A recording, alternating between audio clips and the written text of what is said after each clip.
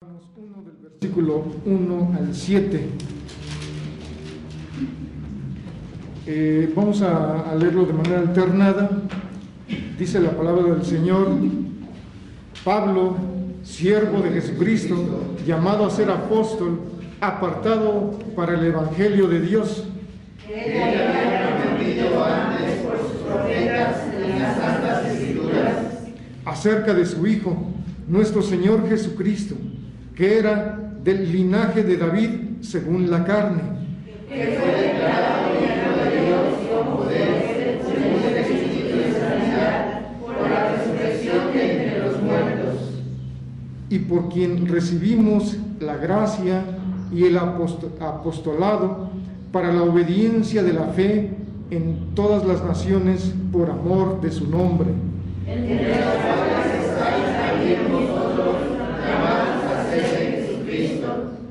A todos los que estáis en Roma, amados de Dios, llamados a ser santos, gracia y paz a vosotros, de Dios nuestro Padre y del Señor Jesucristo.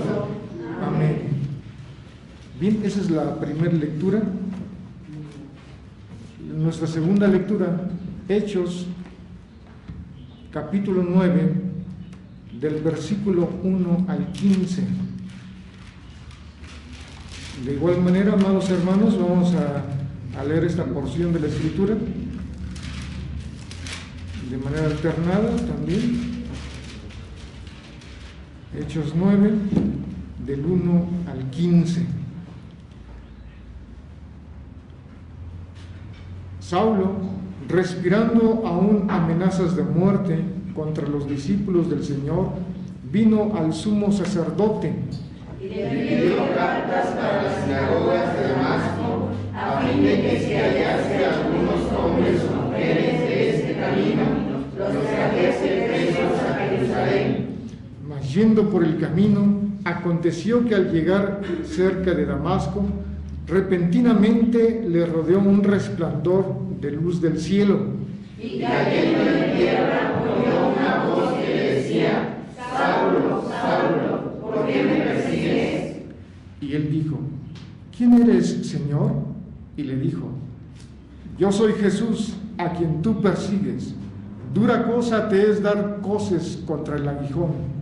Él, temblando y temeroso, dijo: Señor, ¿qué quieres que yo haga? Y el Señor le dijo: Levántate y entra en la ciudad, y se te dirá lo que debes hacer. Y los hombres que iban con Saulo se separaron atónitos, oyendo a la verdad la voz, mas sin ver a nadie. Entonces Saulo se levantó de tierra y abriendo los ojos no veía a nadie. Así que, llevándolo la mano, le metieron en Damasco, Donde estuvo 3 días sin ver y no comió ni bebió. Había entonces en Damasco un discípulo llamado Ananías, a quien el Señor le dijo en visión: Ananías, y él respondió: Heme aquí, Señor. Y el Señor le dijo: Levántate y ve a la calle que se llama Derecha, y busca en casa de Judas a uno llamado Saulo de Tarso, porque he aquí él ora. Y he visto en visión a un varón llamado Ananías, que entra y le pone las manos encima para que recobre la vista. Entonces Ananías respondió: Señor, he oído de muchos acerca de este hombre, cuántos males ha hecho a tus santos en Jerusalén. Y aún aquí tiene autoridad de los principales sacerdotes para prender a todos los que invocan tu nombre. Y el Señor le dijo: Ve, porque el instrumento escogido me es este, para llevar mi nombre en presencia de los gentiles y de reyes y de los hijos de Israel. Amén. Permanezcan por favor en pie, amados hermanos. Inclinamos un momento nuestros rostros, hermanos, y vamos a orar. Bendecimos tu santo nombre, Padre nuestro, porque no nos dejas sin dirección, sin mensaje y palabra tuya. Hemos leído la Escritura, la exposición, Señor. Suplicamos que sea fiel precisamente a tu palabra, para honra y gloria tuya y para edificación de tu iglesia. Gracias porque eres bueno, oramos en Cristo Jesús. Amén. Amén.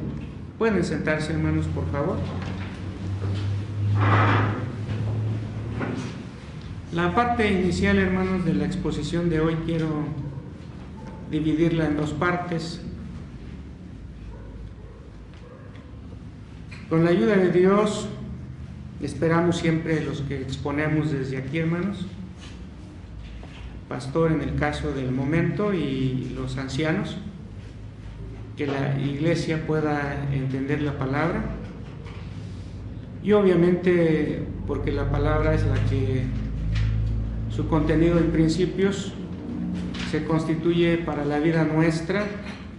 El lenguaje del rey David se constituye en lámpara y lumbrera para nuestro camino. Distintivas del llamamiento divino.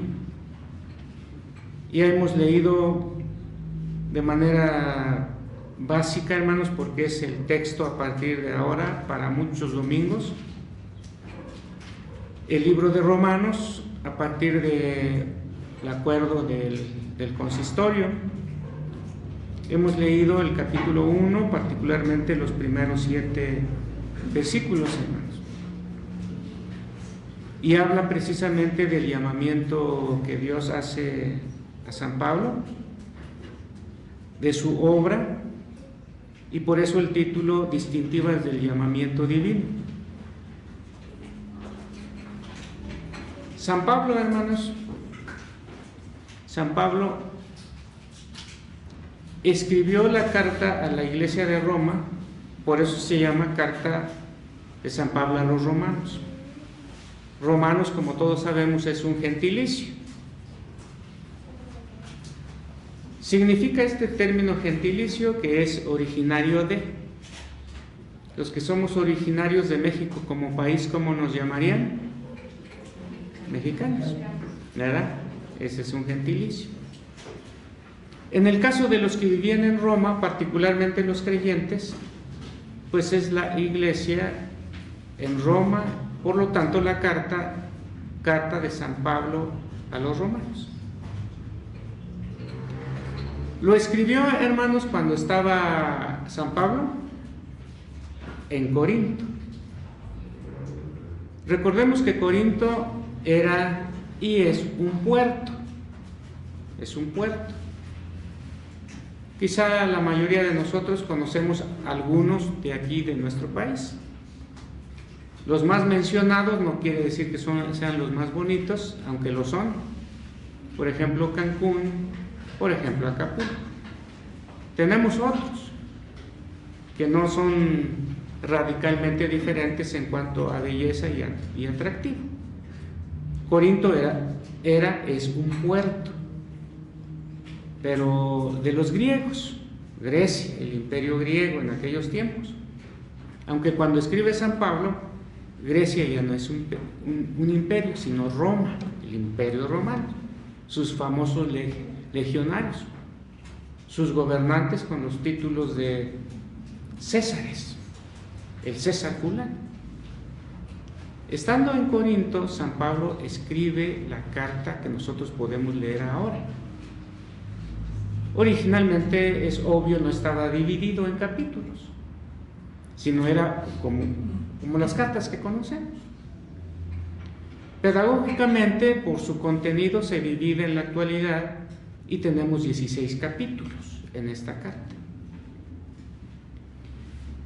Lo escribe, hermanos, por ejemplo, en el mismo Romanos, si tienen abierta la palabra de Dios allí,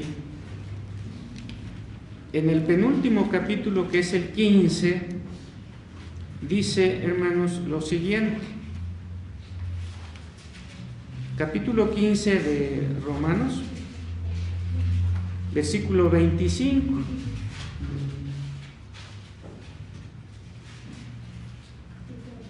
dice, si lo tienen lo leemos juntos, mas ahora voy a Jerusalén para ministrar a los santos.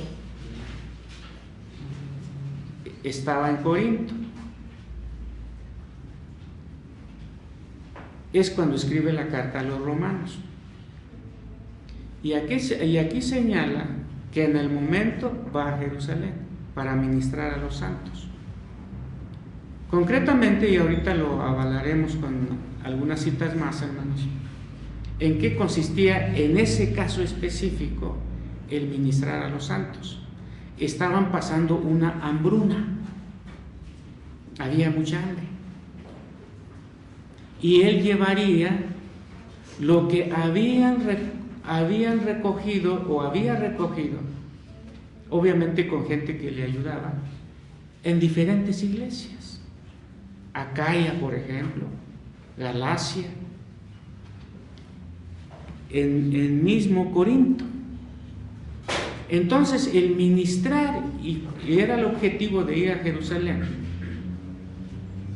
era llevar lo que habían juntado para ayudar a los creyentes de Jerusalén en el año 58. Escribe esta carta a los romanos. Si se dan cuenta, hermanos, hay un cambio radical en la vida de los creyentes en Jerusalén. ¿Se acuerdan cómo era la vida de los creyentes en Jerusalén en los primeros 5 años de la historia de la iglesia? Ninguno tenía necesidad. ¿Se acuerdan de los primeros 5 capítulos de Hechos? Entre ellos se ayudaban. Pero ¿qué había pasado? No hay muchos detalles al respecto, aunque sí tenemos algunos basados en Hechos de los Apóstoles. Pero ahorita, hermanos, hay mucha hambre. Miren, en el mismo 15 de Romanos, capítulo 15, ahora el versículo 24, hermanos, es un poco anterior, pero nos va ayudando para conformar la idea de que San Pablo tenía muy presente a los creyentes que conformaban la iglesia ubicada en Roma. Versículos 23 y 24, pero ahora no teniendo más campo en estas regiones y deseando desde hace muchos años ir a vosotros. 24. Todos, hermanos, cuando vaya a España iré a vosotros, porque espero veros al pasar y ser encaminado allá por vosotros una vez que haya gozado con vosotros. Cuando vaya a España. No hay ningún indicio, hermanos, de que San Pablo haya llegado a España, que aquí lo tiene como proyecto, ir a España. Pero sí llegó a Roma. Y les está diciendo en el versículo leído, cuando vaya a España, iré a vosotros. En este caso, el pronombre de segunda, del plural, vosotros, nosotros no lo usamos. Nosotros usamos ustedes. Cuando vaya a ustedes, cuando vaya a vosotros, se refiere a los que están en Roma. Y que en el año 58, cuando escribe la carta, son creyentes. Cuando vaya a vosotros. Y en el versículo 30, hermanos, de este mismo capítulo de Romanos 15, en el versículo 30, lo leemos juntos también, hermanos. Dice: pero os ruego, hermanos, por nuestro Señor Jesucristo y por el amor del Espíritu, que me ayudéis orando por mí a Dios. Él tenía un trabajo, hermanos, era apóstol. Pablo, apóstol de Jesucristo. En la mayoría de sus cartas lo menciona. Iba a ir a Jerusalén. Necesitaba el apoyo de las diferentes iglesias que él conocía. y que había fundado. Roma no lo fundó él, pero había creyentes en Roma que sí conocía. La evidencia está en el capítulo 16 de esta misma carta, porque envía muchos saludos y dice: voy a ir a Jerusalén. Y en otras partes de la Biblia: y sé que allí voy a sufrir. Y dice en la última parte del versículo 30 que leímos, él está rogando a los hermanos que van a leer su carta o lo leyeron: por nuestro Señor Jesucristo y por el amor del Espíritu, que me ayudéis orando por mí a Dios.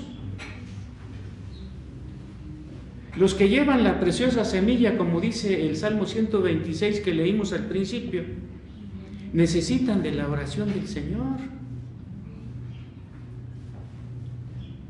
de parte de la iglesia. Y sabemos nosotros, hermanos, que estando en Jerusalén, finalmente lo traen de la Seca a la Meca, como solemos decir. Y finalmente él dice: ¿saben qué? Estoy harto. No lo dice de esa forma, hermanos, pero ¿saben qué? Yo soy ciudadano romano, y en este momento apelo al César. Como ciudadano romano, él era judío de raza, pero ustedes saben, como analogía, como comparación, hermanos, que en la actualidad hay muchas gentes que son originarios de X país, porque allí nacieron, pero tienen nacionalidades de otros países. Por ejemplo, el sector más conocido, hermanos, en México son los futbolistas.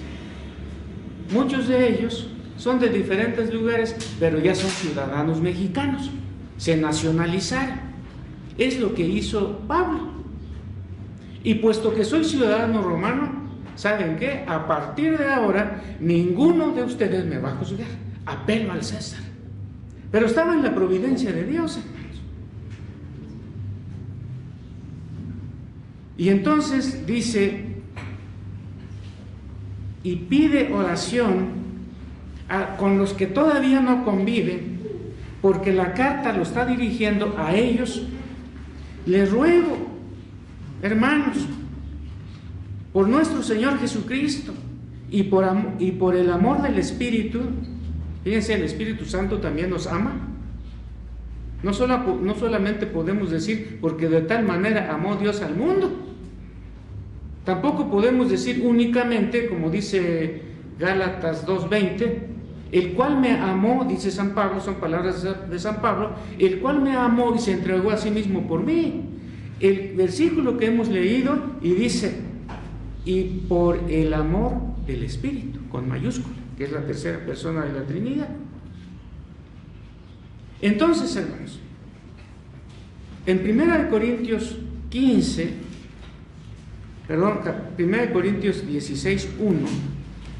hace alusión a lo que hemos leído de la carta a los romanos. En el capítulo 16, hermanos, de 1 Corintios, versículos 1 y 2, está en el mismo esquema de lo que hemos leído en Romanos. En cuanto a la ofrenda para los santos, haced vosotros también de manera que ordené en las iglesias de Galacia. Versículo 2: cada primer día de la semana, cada uno de vosotros ponga aparte algo según haya prosperado, guardándolo para que cuando yo llegue no se recojan entonces ofrendas. Se está refiriendo a lo mismo, hermanos: recabar víveres, tal vez, o algún otro tipo de cosas que las iglesias, en este caso de Corinto, podían dar para ayudar a los que estaban padeciendo en Jerusalén, año 58 de la era cristiana. Inmediatamente, hermanos, del capítulo 16 que leímos, empieza entonces la segunda carta a los Corintios, Y en el capítulo 9, del 2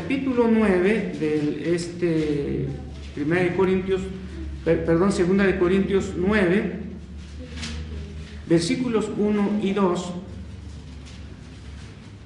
cuanto a la administración para los santos, es por demás que yo os escriba, pues conozco vuestra voluntad, de la cual yo me glorío entre los de Macedonia, que Acaya está preparada desde el año pasado, y vuestro celo ha estimulado a la mayoría.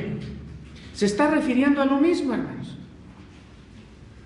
Se está refiriendo a lo mismo. Y el famoso versículo muy conocido de todos, hermanos, y que usamos cuando se recogen las ofrendas: cada uno de vosotros dé como propuso, ¿qué? En su corazón. No por tristeza ni por necesidad, porque Dios, ¿qué? Ama al dador alegre. Ese versículo está en el contexto de lo que estaba recabando San Pablo en diferentes iglesias. No sabemos si era únicamente dinero, posiblemente sí, para ayudar a los que tenían necesidad en Jerusalén en el año 58 de la era cristiana. Y entonces ese versículo que usamos para las ofrendas está en ese contexto. Y finaliza de manera muy bonita el capítulo, hermanos, cuando dice: gracias a Dios por su don inefable. Así termina 2 de Corintios capítulo 9. Porque dentro de lo que la iglesia puede dar, hay algo que Dios ha dado a la iglesia y que no puede ser explicado con términos humanos. ¿Y qué es lo que Dios dio a la iglesia y que no puede ser explicado con nuestro vocabulario tan limitado? El Señor Jesucristo. El Señor Jesucristo fue un regalo de Dios para la iglesia.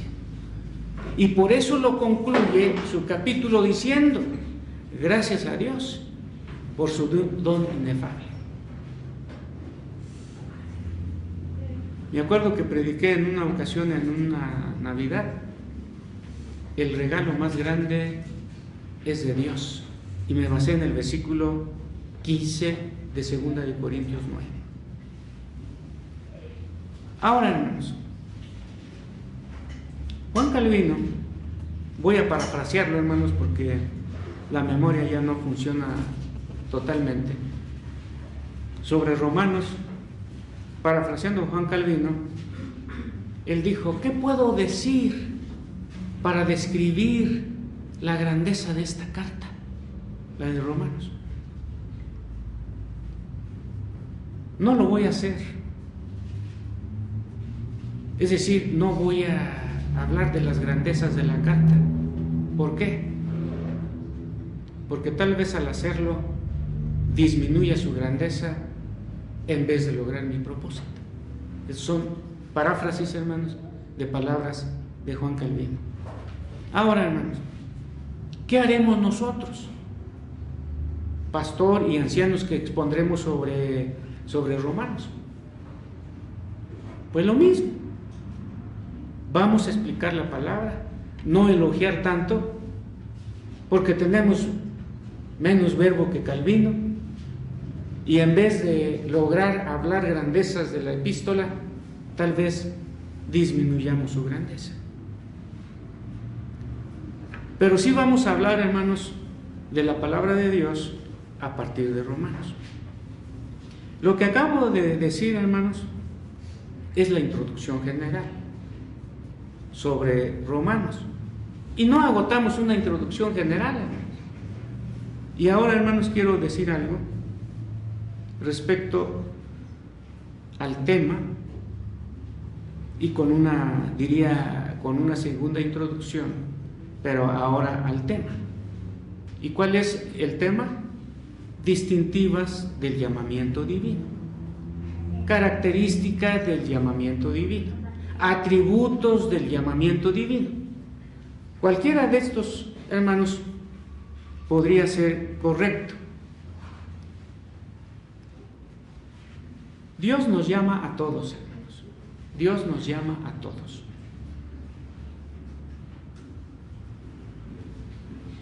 Todos tenemos una vocación. Y acuérdense que la palabra vocación viene del latín vocatio, que quiere decir llamar. Dios nos llama a todos. En el caso del libro de Romanos, y particularmente en los primeros 7 versículos, nos limitaremos al llamamiento que Dios hizo a Pablo. El llamamiento que Dios hace para sus hijos, hermanos, no es para que se dediquen a lo mismo. Dios nos llama a todos. Ninguno de los que estamos aquí puede decir: a mí Dios no me ha llamado. A todos nos ha llamado, empezando por un llamamiento general, de las tinieblas a la luz admirable. Ese es un llamamiento. Es decir, no siendo creyentes, nos llamó para ser creyentes. Eso es un llamamiento general. Ahora, hermanos, pero de ese llamamiento general para ser parte de su iglesia, nos llama específicamente para algo. Todos nosotros tenemos una vocación, y esa vocación nos viene de Dios. Nos viene de Dios. A lo que nos dedicamos cada uno de nosotros es una vocación. El pastor Velázquez, no sé si alguno de ustedes ha adquirido un pequeño trabajo que él elaboró, que habla sobre el matrimonio, y le puso como título Vocación Matrimonial. Entonces, esa es una especie de llamado. Pero cada uno a lo que se dedica, hermanos, es un llamado de Dios. Por eso los reformados, los que confesamos la doctrina reformada, no queremos, no promovemos mucho que el creyente se atiborre de actividades eclesiásticas para sentirse alabando a Dios o sirviendo al Señor. Trabajar en las actividades de iglesia, una iglesia local, una iglesia regional, presbiterio por ejemplo, una iglesia denominacional, la IPI, Iglesia Presbiteriana Independiente de México. Trabajar en cargos de esto que he mencionado es servir al Señor. A los quehaceres que cada uno se dedica, puesto que fue llamado por Dios, no es menos servicio y trabajo en el Señor. Efesios 6 dice en uno de los versículos: hagan este trabajo siervos. En aquel tiempo eran literalmente esclavos, como sirviendo al Señor y no al ojo.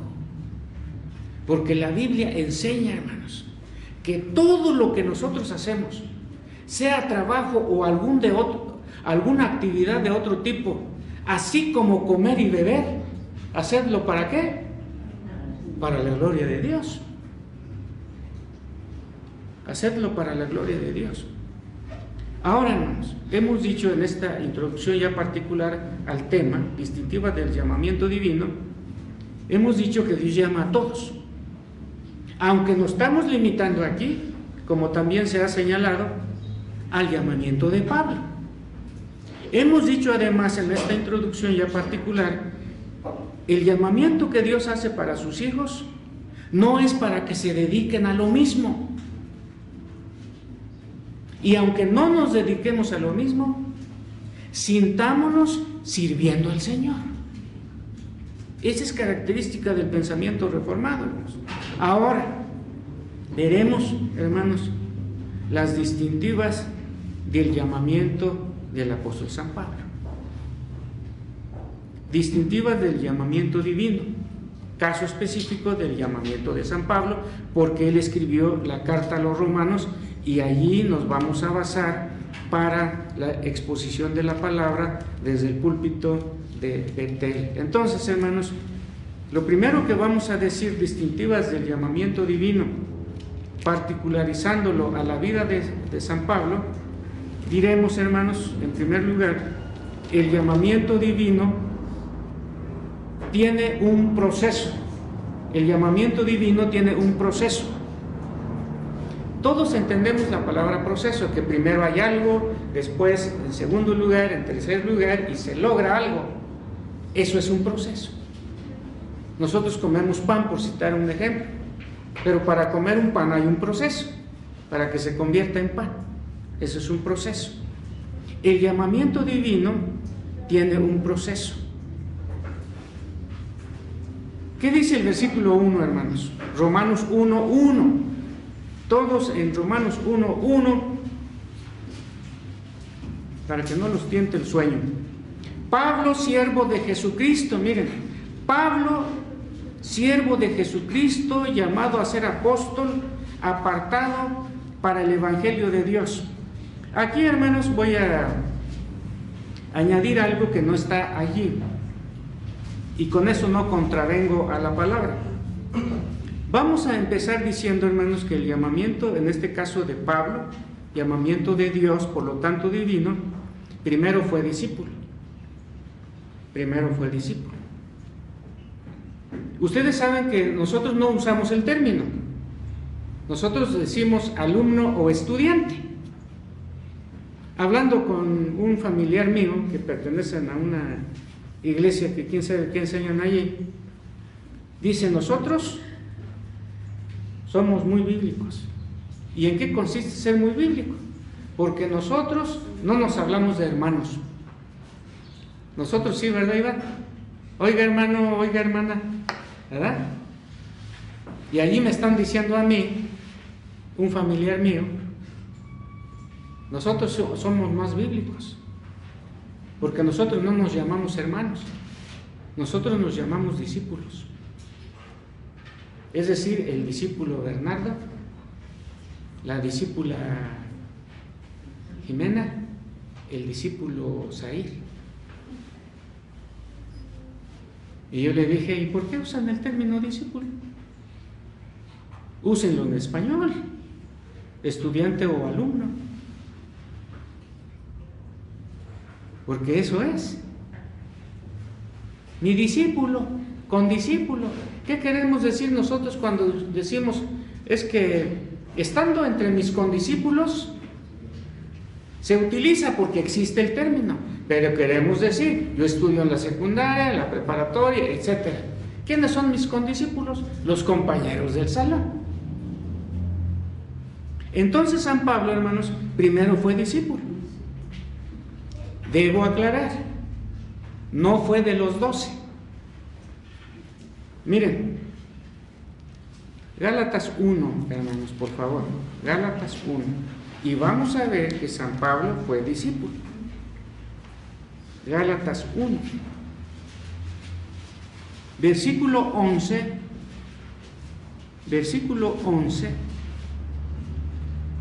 al 12. Gálatas 1, 11 y 12. Mas os hago saber, hermanos, dirigiéndose a la iglesia de Galacia, que el evangelio anunciado por mí no es según hombre, pues yo ni lo recibí ni lo aprendí de hombre alguno. ¿Y cómo lo aprendió, hermanos? Sino por revelación de Jesucristo. ¿Qué significa eso, hermanos? Que San Pablo no anduvo los 3 años que sí anduvo Pedro con Jesús y el resto de los discípulos. Acuérdense que tuvo 12.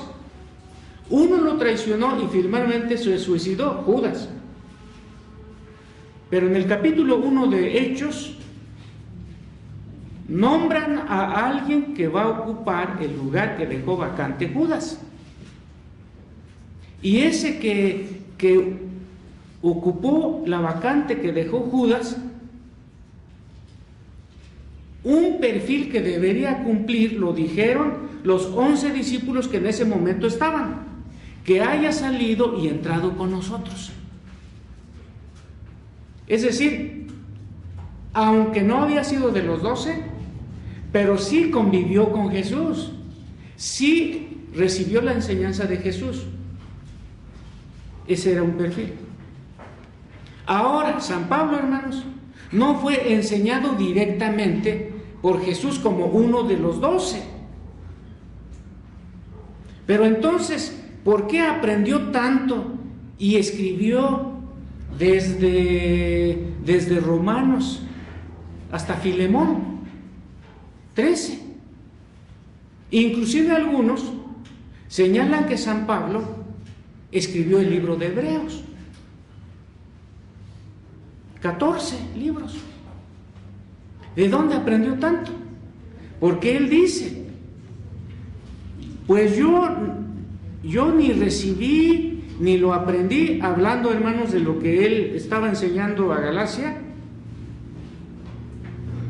ni lo aprendí de hombre alguno, sino por revelación de Jesucristo. Es decir, Jesucristo le enseñó a él directamente. ¿Durante cuánto tiempo?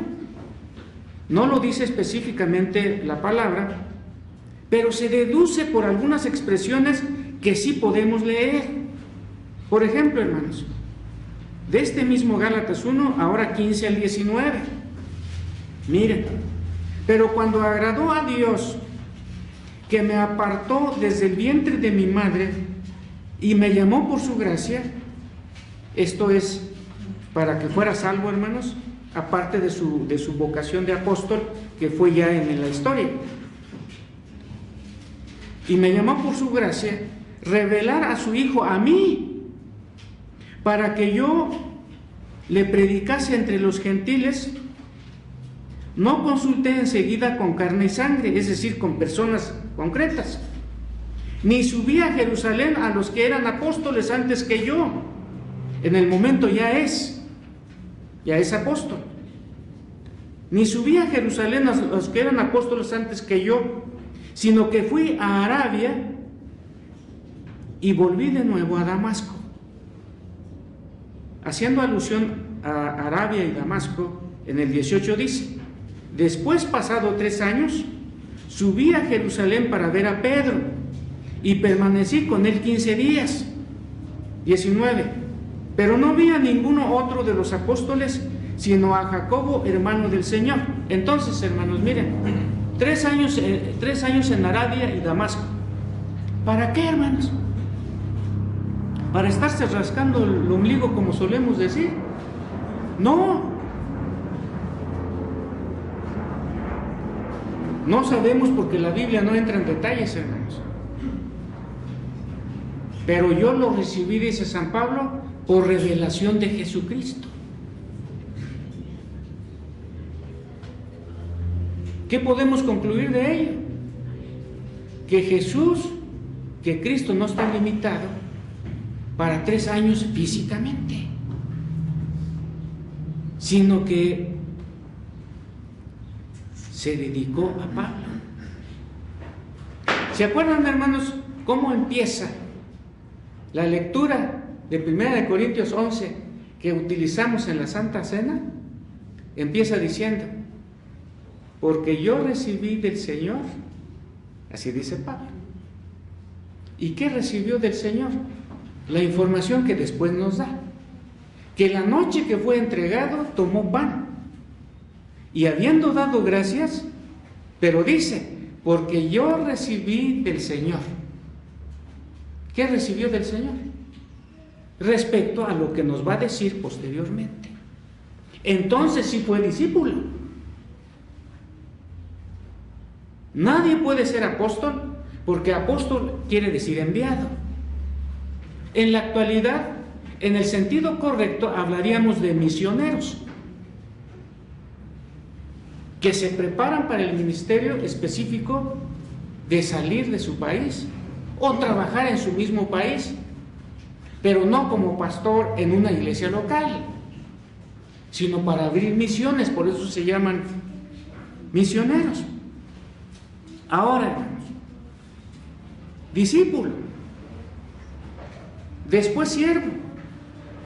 ¿Cómo dice Romanos 1, hermanos? 1:1.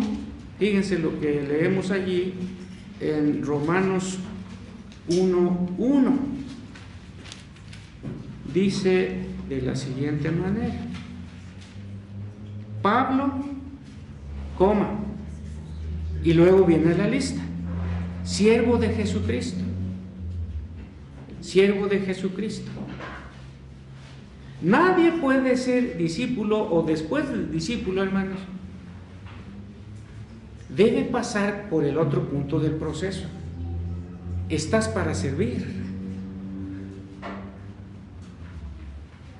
Es cierto que vas a servir a la iglesia, pero dice aquí en primer lugar, siervo de Jesucristo. Está dispuesto a servir, hermanos, con las implicaciones. Yo me acuerdo mucho, hermanos, del hermano Juan Lorenzo Roberts. Entre los estudiantes le llamábamos el viejo Roberts, para distinguirlo del joven Roberts, del doctor Juan Pablo, que algunos de ustedes tal vez conoció. Y el hermano Juan Lorenzo Roberts, que era su nombre completo, de cuando en cuando nos decía, él usaba como ¿cómo se llama cuando uno repite mucho una palabra, hermanos? Hay un vicio que se le da un nombre. Se me fue ahorita, ojalá que venga después. Cuando uno repite, una muletilla, hermanos, cuando uno repite mucho una palabra. Y él siempre tenía como muletilla, oiga ahí. Lo usaba mucho. Oiga ahí, te aventaba un libro. Si estábamos ya en la clase. Oiga ahí, y lanzaba una pregunta para que alguien respondiera. Pero una ocasión decía, oiga ahí. Y nos advertía entonces de algunas cosas. Por ejemplo, mire, en la iglesia, en los primeros días, venga acá. Y después estiraba su piernota, vaya allá. Decía Juan Lorenzo Rojas. Ahora, hermanos, miren, siervo. Somos siervos. No se deben enseñorear de la iglesia, dice Pedro en sus cartas, hermano, como si uno fuera el patrón. Es cierto, hermanos, que los siervos, hablando específicamente de pastores, Dios nos dio maneras de ser distintos, pero que no perdamos de vista que somos siervos de Dios. Y obviamente para servirle a Él en muchas cosas, particularmente en la iglesia. Esta palabra, hermanos, siervo, también se puede traducir como ministro del Señor Jesucristo. Inclusive en 1 Corintios, San Pablo también utiliza el término ministros. Ahora, hermanos, ¿cuándo fue siervo San Pablo? Antes, miren, hermanos, de Hechos 9, cuando lo llamaron y que leímos hace rato, porque instrumento escogido me es este. Hasta el capítulo 12, miren, capítulo 9, capítulo 10, capítulo 11, San Pablo está trabajando como siervo. Obviamente, si nosotros leemos esos capítulos, capítulo 9, 10 y 11 de Hechos, donde leamos el nombre de Saulo, porque ahí está como, sobresale más su nombre Saulo. Él está aprendiendo a ser siervo. Inclusive, si tenemos la curiosidad de leer estos capítulos, el que ocupa el primer lugar en la vida de Saulo, en esos capítulos mencionados, es Bernabé. Es Bernabé. Lleva la batuta. En primer lugar, porque la iglesia tiene desconfianza de Saulo. ¿Cómo que le vamos a dar chance ahora? Si él era perseguidor de la iglesia, ¿qué tal si está fingiendo? Usted sabe cómo es la naturaleza humana, hermanos. Pero finalmente la iglesia se convence que realmente ha sucedido algo trascendente en la vida de este varón. Pero hermanos, previo a Hechos 13, desde el 9, 10 y 11, San Pablo aprendió a ser siervo. Aunque no leamos el término allí. ¿Y qué pasa en el 13, hermanos, de Hechos? Por favor, capítulo 13 de Hechos, los versículos 1, hermanos, y 2. Leo en voz alta, hermanos. Versículo 1 dice: había entonces en la iglesia que estaba en Antioquía profetas y maestros. Había en la iglesia en Antioquía profetas y maestros. En la versión que yo tengo, después de maestros hay 2 puntos, no sé si en la de ustedes también, 2 puntos. Quiere decir que nos va a nombrar una listita de los que designa primero como profetas y maestros. Señala Bernabé, después ¿quién, hermanos? Simón, el que se llamaba Níger. ¿Quién más? Lucio de Cirene. ¿Quién más? Manaén, el que se había criado junto con Herodes, el tetrarca, y Saulo. Ahí está Saulo, hermanos. ¿Quién son ellos en el lenguaje de las primeras líneas del capítulo 13:1? Profetas y maestros. Ahí está una listita. Y luego, ¿qué pasó? Entre otros, hermanos, Bernabé y Saulo. Versículo 2, leo en voz alta, dice: ministrando estos al Señor y ayunando, dijo el Espíritu Santo: apartadme a Bernabé y a Saulo para la obra a que los he llamado. Allí ya va a empezar, hermanos, el hecho. Entonces, habiendo ayunado, el versículo 3, y orado, les impusieron las manos. ¿Y qué pasó? Los despidieron. Es decir, los enviaron.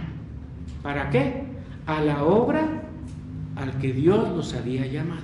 Y el que es enviado, en griego se dice apóstolos. Apóstolos. Y es el que tenemos ya en el español con el término apóstol. Entonces ya fue enviado. ¿Pero qué fue primero? Discípulo. Directamente del Señor. Porque yo recibí del Señor. Y yo no fui con sangre y carne, dicen Gálatas. Aunque sí lo cotejó. Fui a Jerusalén y ¿a quién encontré? A Pedro. Y estuve con él. Y señala allí el tiempo. ¿Para qué, hermanos? Es que yo, Pedro, a mí también me ha llamado el Señor. Voy a predicar, pero quiero cotejarlo contigo. Aunque no aparezca allí que lo cotejaron, pero ¿qué estuvieron haciendo ese tiempo? Precisamente alguien que físicamente estuvo a los pies de nuestro Señor, que fue Pedro, el que había sido llamado Saulo o Pablo, pues tuvo la precaución de ir con Pedro, a ver, vamos a cotejar. Y luego también encontré a Santiago, hermano del Señor. Él no había sido discípulo. Hay un Santiago que sí fue discípulo, pero el Santiago de Gálatas 1 aclara hermano del Señor. ¿Para qué, hermanos? También para lo mismo. Entonces, hermanos, a partir de Hechos 13, ya se le envía, ya es apóstol. Y no como ahora, hermanos, como alguien dijera, a través de algún medio. Ahora estamos viviendo en el periodo del síndrome de la apostolitis. ¿Qué es eso del síndrome de la apostolitis? Porque hay iglesias, hermanos, donde, no, pues fulano de tal es el apóstol, y a él no se le retoba. Pero ya no está en el marco bíblico, hermano. La iglesia romana,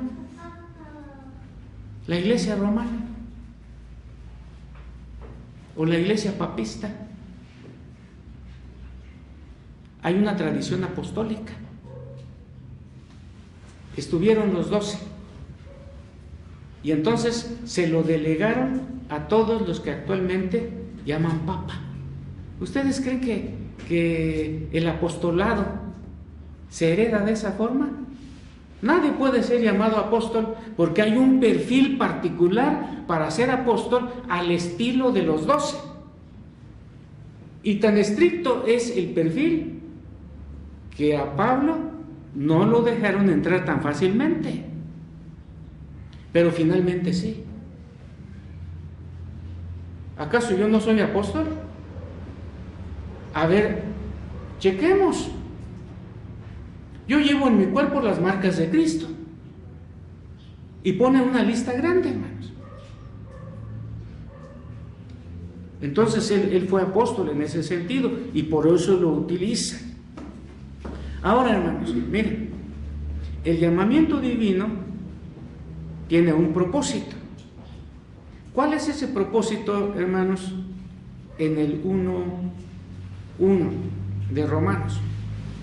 Miren, todo lo que hemos dicho, hermanos, después del término apóstol en Romanos 1:1 viene el propósito. ¿Qué dice? Apartado para el Evangelio de Dios. Pablo, siervo de Jesucristo, llamado a ser apóstol. ¿Con qué objetivo o propósito? Para el Evangelio de Dios. En otros capítulos de la Biblia y cartas distintas a Romanos, Pablo, siervo de Jesucristo. ¿Y el Evangelio que va a predicar de quién es? Según el 1, apartado para el Evangelio de Dios. Él es de Dios, San Pablo. ¿Y lo que va a difundir de quién es? También de Dios. Apartado para el Evangelio de Dios. Ese es el propósito, hermanos. El llamamiento divino tiene un propósito. Y estamos limitándolo al llamamiento de Pablo. Lo llamó Dios con un propósito. El llamado nuestro, hermanos, tal vez no de apóstol. ¿A qué se dedica cada uno? Ese es un llamado de Dios. ¿Para qué? Para trabajar a lo que te llamó. ¿Nada más para eso? También para que nosotros digamos el Evangelio, hermanos, con nuestro testimonio y también con nuestras palabras. Hermanos. Yo no quiero hablarles de mí, hermanos, pero cuando iba en 6º año todavía estaba en Torreón, Coahuila, viviendo con los hermanos Medina, que fue mi segundo padre, Pastor Medina. ¿Por qué digo que 6º año? Porque distribuía entre todos los compañeros un folletito que decía "Mexicanos al grito de guerra", que hablaba de la palabra de Dios, del Evangelio, pero en el contexto de septiembre, por eso el título. ¿Cuántos éramos? Como 30, si no es que más. A cada uno le doy un folletito. Me los regresaron todos, excepto uno. Una niña que se llamaba Victoria, no recuerdo su apellido. Victoria no me regresó el folleto. Una ocasión, 1988, como trabajador en el gobierno, nos acarrearon a ir por el Panteón sin Vil San Nicolás Tolentino, que está a las faldas del Cerro de la Estrella, porque iba a llegar el candidato de ese tiempo, Salinas de Gortari, y estábamos en el interior de un autobús, pero como estábamos frente al panteón, se empezó a hablar de los muertos, que los muertos por aquí, los difuntos por allá, etcétera, etcétera. Y todos muy conocedores, ¿no? Al final 2 llevamos la voz cantante, uno que se presentó como seminarista de la Iglesia Romana, obviamente. Yo no me presenté porque a mí ya me conocían los compañeros. Y empezamos a hablar sobre los muertos y la muerte. Y obviamente yo conozco la palabra. Y llegó un momento, hermanos, que ese joven dijo, ya no le quedaba de otra. Pero lo que yo he dicho es lo que enseña mi iglesia, que es católica, apostólica y ¿qué más? Y romana. Y entonces yo le reviré, como dicen en el sureste, pues lo que yo enseño también es apostólica, porque es la doctrina de los apóstoles. Pero resulta como los partidos políticos, y en ese tiempo había un montón, hermanos, el Partido Auténtico de la Revolución Mexicana, el PAN, el PPS, por ejemplo, ¿no? El del ferrocarril de Aguilar Talamantes, le decían Aguilar Talamontes, y en ese tiempo surgió el FEDN, que después se llamó Partido de la Revolución Democrática. Pues aquí todos estos partidos se llaman democráticos. Ahora, ¿dónde está el criterio para que nosotros podamos decir cuál de todos los partidos que se llaman democráticos lo son? ¿Dónde tenemos el rasero? ¿Dónde están los principios? ¿Dónde está la base? Lo mismo se aplica para lo que está diciendo este joven y para lo que estoy diciendo yo. Dice que es apostólico su enseñanza, también el mío. Y entonces, hermanos, que les atiborro de los versículos bíblicos, y al otro día llegué a la oficina y 2 personas me dijeron, ¿saben? Porque yo después de hablar allí, les dije, jóvenes o compañeros, yo doy clases por las tardes, por lo tanto me bajo y me voy. Y me fui, hermano. Ya no esperé a que llegara el candidato. De por sí yo estaba casi en contra de eso porque me estaban acarreando. Pero por algo Dios. Al otro día 2 gentes me dijeron, nos impresionó, nos impactó lo que escuchamos ayer. Y 2 de estos hermanos posteriormente se integraron a Getsemani. Uno de ellos, ustedes lo conocen, el hermano Alejandro Chávez, por ejemplo. Pero ¿qué estamos diciendo, hermanos? Que la vocación a los que nos llamó Dios, valga la redundancia, es llamamiento divino, para ejercerlo como sirviendo al Señor. Pero parte de nuestro servicio es dar testimonio, hermanos, y es hablar también de la palabra. Ya no quiero tardarme mucho, hermanos, pero el llamamiento divino tiene un propósito. También, hermanos, el llamamiento divino tiene un contexto. Miren lo que dice el versículo 2, hermanos, de Romanos 1, que Él había prometido antes por sus profetas en las Santas Escrituras. El contexto, hermanos, del llamamiento divino es la palabra de Dios. Las iglesias reformadas, hermanos, las iglesias presbiterianas, no fácilmente dejan que alguien predique en su púlpito. Ni queremos oportunistas. ¿Por qué? Porque para nosotros la predicación de la palabra implica responsabilidad. Miren, hermanos, hay un dato curioso, interesante a la vez. en la Revolución Francesa, en el contexto de la Revolución Francesa, 1789, la toma de la Bastilla, como base la filosofía de la Ilustración, y que como un magma, el ingrediente que está debajo de los volcanes, ¿verdad?, explota con la toma de la Bastilla. Entonces, dentro de ese contexto y el llamado el siglo del terror de Robespierre, etcétera, etcétera, la Iglesia reformada en Francia escuchaba la palabra y a duras penas, permitía que un seminarista les predicaba la palabra de Dios.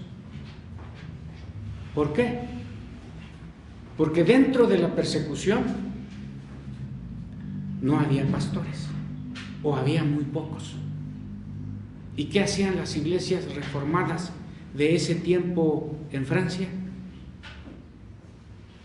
Nada más vamos a leer la Biblia, nada más vamos a leerla. A duras penas dejaron que un seminarista predicara. ¿Qué queremos decir con esto? Que tomaban con mucha responsabilidad y seriedad de que el que debe predicar es el ministro, el pastor. Pero vamos a darle permiso a un seminarista. Parte de esta información, hermanos, está la historia, la iglesia en la historia, de R.B. Kuyper, traducido por el profesor Custodio Villa, rector actual de la Facultad de Teología, que conocemos. Entonces, hermanos,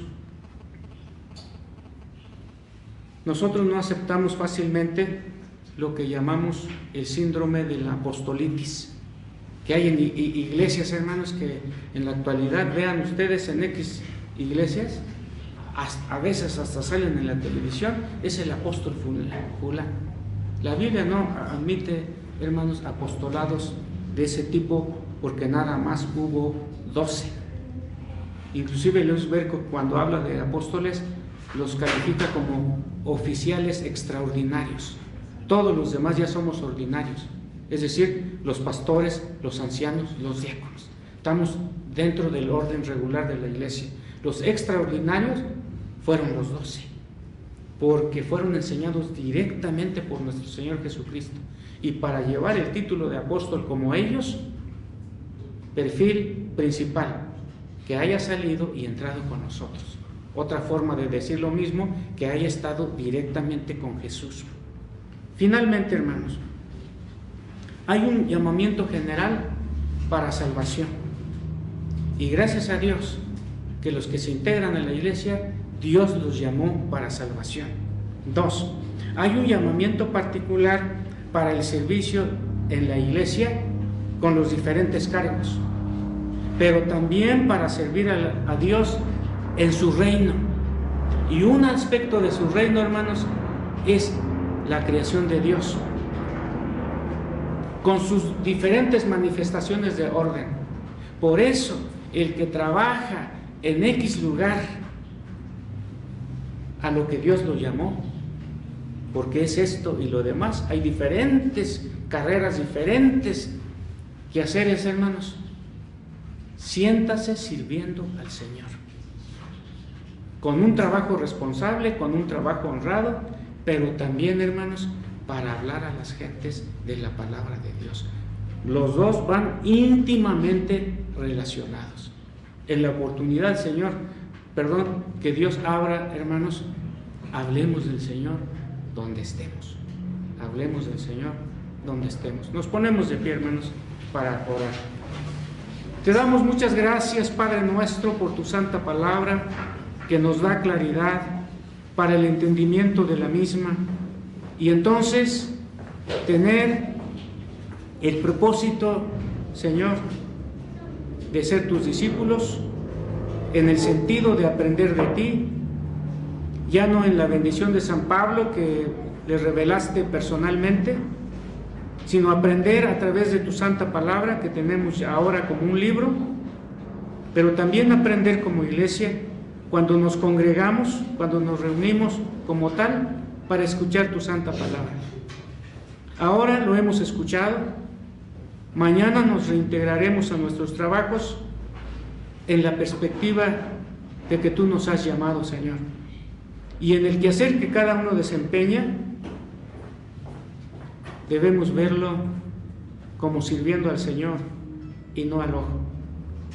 Y en cuanto haya oportunidad para dar testimonio de nuestro Señor Jesucristo, que tengamos la valentía para hacerlo. Ayúdanos a tener ese espíritu de servicio, a reconocer que somos tus siervos y que tú nos has enviado a tu mundo, a la creación tuya, en nuestras diferentes actividades, precisamente para servirte y dar testimonio. Oramos en Cristo Jesús. Amén.